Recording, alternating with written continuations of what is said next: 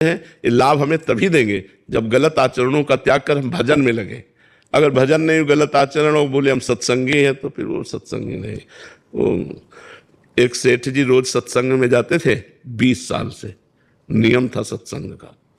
तो 2-3 दिन के लिए कहीं रिश्तेदारी जाना था, तो लड़के से कहा हमारा नियम न टूटे, तुम सत्संग चले जाओ।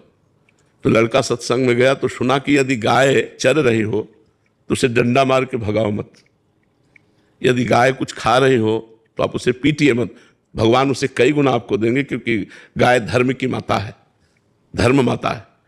और उसने बेचारे ने सुना तो वो तीसरे दिन उसका पिता आ रहा था, इतने में एक गाय, परचून की दुकान थी, तो आटा के बोरे में मुंह लगाए तो हाथ जोड़े खड़ा था वो। उसने आया और अंधा है, गाय खा रही आटा, बोले सत्संग में कहा था कि गाय यदि खा रही हो तो मारे। बोले 20 साल से सुन रहा हूं, तुझे 2 दिन में सत्संग, 20 साल से सुन रहा हूं, केवल सुनने की बात है, वो उतारने की थोड़ी है, बाल डंडा। तो ये वो नया पवित्र हृदय उसने स्वीकार, सत्संग में 2 दिन में उसका बदलाव हो गया, और उसका 20 साल में बदलाव नहीं हुआ, क्योंकि वो इसलिए केवल जाता है कि मैं सत्संगी हूं और 20 साल से सत्संग सुन रहा हूं। तो ऐसे सत्संग श्रवण से, ऐसे शास्त्र स्वाध्याय से लाभ प्राप्त नहीं होता, उसको आचरण में उतारा जाए, जो सुना उस पर चला जाए, तो ये ज्ञान टिकाऊ हो जाएगा।